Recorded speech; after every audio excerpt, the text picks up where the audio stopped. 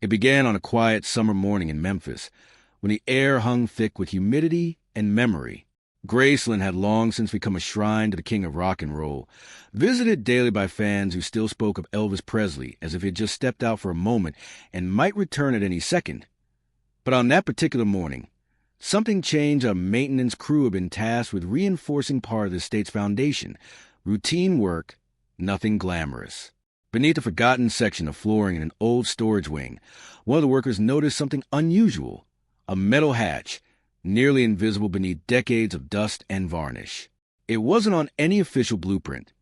They called in the state managers. Within hours, speculation rippled through the staff. A hidden room? A storage vault? Or just an old maintenance shaft? No one expected what lay beneath. By late afternoon, a small group gathered around the hatch. Lawyers, archivists, and estate historians stood shoulder to shoulder, their faces lit with anticipation and unease. The hatch was sealed, not rusted shut, but deliberately locked that a locksmith was brought in. The sound of metal tools scraping against the lock echoed through the hallway. It took nearly an hour before the mechanism finally gave way with a heavy click.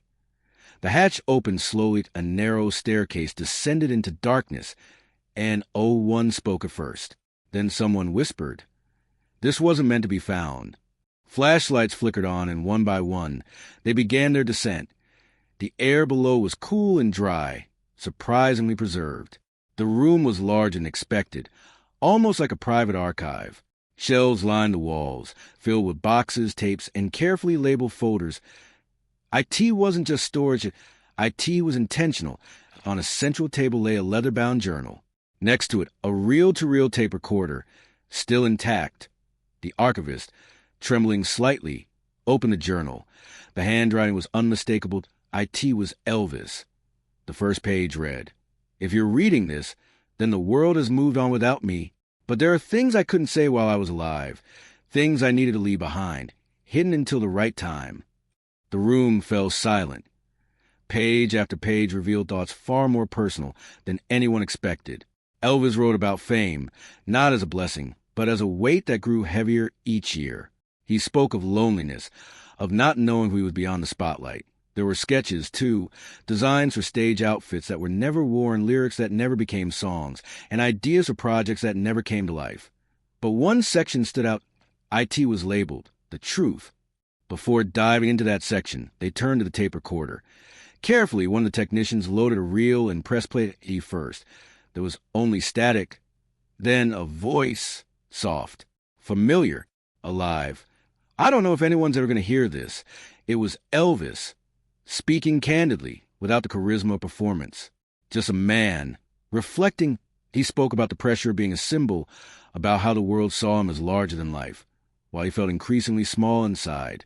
These songs they hear, they're not always mine, not the real me. The room felt heavier with each word. Finally, they returned to the journal and opened the section titled "The Truth." It wasn't a scandal. IT wasn't a secret affair or a shocking revelation. IT was something deeper. Elvis wrote about his fear of being forgotten, not as a performer, but as a person. He worried that history would turn him into a myth, stripping away the humanity behind the music. "I don't want to just be a voice on the radio," he wrote. "I want someone someday to understand who I was when the music stopped." There were also plans, unfinished ones. He wanted to step away from fame, to record music differently, more honestly. He dreamed of creating a space where artists could be themselves without the pressure of the industry. But time had run out. To the very back of the journal was a final entry, dated just months before his death. "If this vault is ever open, I hope it means people are ready to listen, not to the legend, but to the man. I wasn't perfect. I made mistakes. But I love music, and I love the people who listen." There was something haunting about it, not sadness, but acceptance. Next to the journal, tucked into a small envelope, was a cassette tape labeled simply, "One Last Song." The tape was fragile, but still playable. They gathered around as it was carefully inserted into a player, and a soft guitar began. Then his voice, gentler than anyone had ever heard it. The song wasn't grand or theatrical. It was simple, almost stripped bare. It spoke of letting go, of finding peace beyond the noise, of being remembered not for fame, but for feeling. When it ended, no one moved and no one spoke. Because in that moment, the king of rock and roll wasn't a legend. He was just a man who had left behind a piece of himself, hidden away for decades, waiting to be heard. And now, finally, for decades, Elvis Presley remained more than a memory. He was a presence. At Graceland, tourists still whispered his name like a prayer, hoping some fragment of him lingered in the walls 40 years after his death. Something unexpected stirred beneath those very walls. A renovation team, hired to stabilize an aging wing of the estate, uncovered a faint outline beneath the floorboards. At first, it seemed like nothing, just a patch where the wood grain didn't quite match. But when one worker tapped it, the hollow echo told a different story. Within hours, the estate managers were notified. Within a day, the entire atmosphere of Graceland had shifted. Something had been hidden to be why sunset. A small group assembled in the dim hallway. Archivists, legal representatives, historians, and a few trusted members of the Presley estate. And no one wanted to say it aloud. But they were all thinking the same thing. What if this was intentional? The hatch was carefully uncovered. It wasn't crude or makeshift. It was engineered. Reinforced steel, fitted seamlessly into floor, disguised with precision. This wasn't storage, one historian whispered. This was meant to stay hidden. The tension thickened. The locksmith was called in and the wait began. When the lock finally clicked open, the sound seemed louder than it should have been, like the echo of something long buried finally waking. The hatch lifted slowly. Below, a staircase spiraled into darkness and dust. No decay, just stillness. Flashlights pierced the black as the group descended cautiously. The air grew cooler, almost controlled, as if whatever lay below had been preserved deliberately. The bottom. They stepped into a room untouched by time. IT wasn't a basement. IT was a vault. Shelves lined the walls, filled with boxes labeled in neat handwriting. A desk stood at the center, as though someone had just stepped away from it a moment ago. To reel-to-reel tapes, photographs, sealed envelopes, and at the center of it all, a leather-bound journal. The archivist approached it slowly, almost reverently. When they opened it, the room seemed to hold its breath. The handwriting was unmistakable. Elvis. The first line read, "There's a side of me the world never got to see." A chill ran through the room. These weren't casual notes. They were deliberate, written with the intention of being found someday, but not too soon. The entry spoke of exhaustion, not physical but emotional, of living a life constantly observed, constantly performed. "I gave them what they wanted," he wrote, "but I don't know if I ever gave them who I really was." As they read further, a different Elvis emerged. Not the electrifying performer, but a man grappling with identity. He wrote about silence, how rare it was in his life, about nights when the applause faded and all that remained was an emptiness he couldn't explain. There were sketches, too, stage designs that never came to life, handwritten lyrics scribbled in margins. One archivist paused at a page filled with half-finished lines. "If I could sing without the noise, would they still hear me?" Attention turned to the tapes. Each reel was labeled with dates, some spanning years never associated with new recordings. Carefully, a machine was set up. The first tape crackled to life. Then came his voice, not performing, talking. "I don't think people understand. It's not the stage that scares me. It's everything after." The room fell into stunned silence. Tape after tape revealed a man stripped of persona. He spoke about fame as a cage, beautiful from the outside, suffocating within. About how expectations became a script he could never rewrite. "They don't want me to change," he said softly. "They want me to stay the same forever." There was no bitterness, only honesty. Back at the journal, they found a section marked simply, "Truth." This, they realized, was the heart of the vault. Inside, Elvis didn't reveal scandal. He revealed vulnerability. He feared becoming an icon more than he feared failure. "An icon isn't a person," he wrote. "It's a shadow people look at when the light hits just right." Among the pages were plans, detailed, thoughtful, and unfinished. He wanted to reinvent music. Not commercially, but emotionally. He imagined intimate performances, stripped of spectacle, just voice, just truth. "I wanted to sing like no one was watching," he wrote, "but I never got the chance." In a box beneath the desk, they discovered letters, dozens of them, some addressed to friends, others to fans, a few simply labeled, "To whoever listens." None had been sent. One read, I hope someday someone hears me, not the sound, but the silence between it. The photographs were perhaps the most haunting, not stage shots, not publicity images, but quiet moments. Elvis alone at a piano, Elvis staring out a window, Elvis laughing, not for an audience, but for himself. That IT was a side of him the world had never seen. As the journal entries neared their end, the tone shifted. There was a sense of reflection, of looking back rather than forward. I don't regret the music, he wrote. I regret not letting it be mine. The words carried weight, not of sorrow, but of realization. The final entry was short, almost too short. If you found this, thank you for listening. That was all, and no grand conclusion, and no dramatic farewell. Just gratitude. Beside the journal was a single cassette, labeled Final. The room grew still as it was placed into a player. The soft melody began, gentle, unpolished. Then his voice, raw, unfiltered. Unlike anything anyone had ever heard. The song wasn't about fame or glory. IT was about release, about stepping away from expectations, about finally being seen.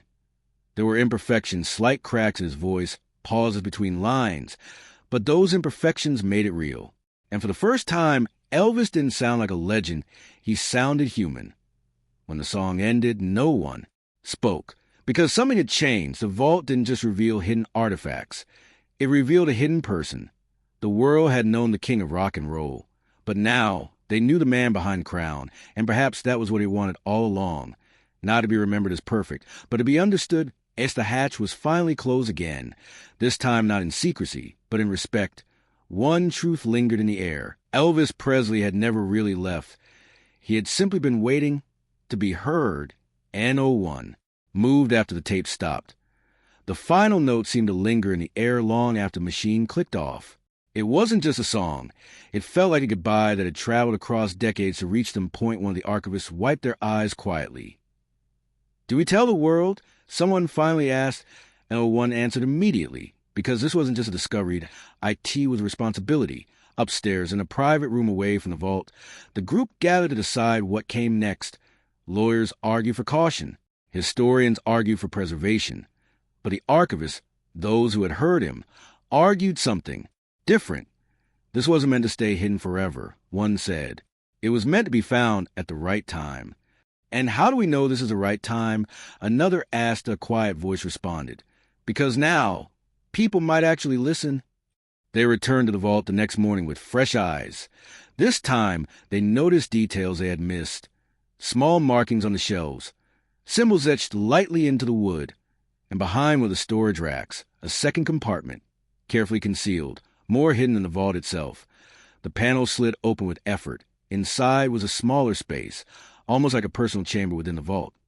Fewer items, but more intimate than a single chair at a small recording setup.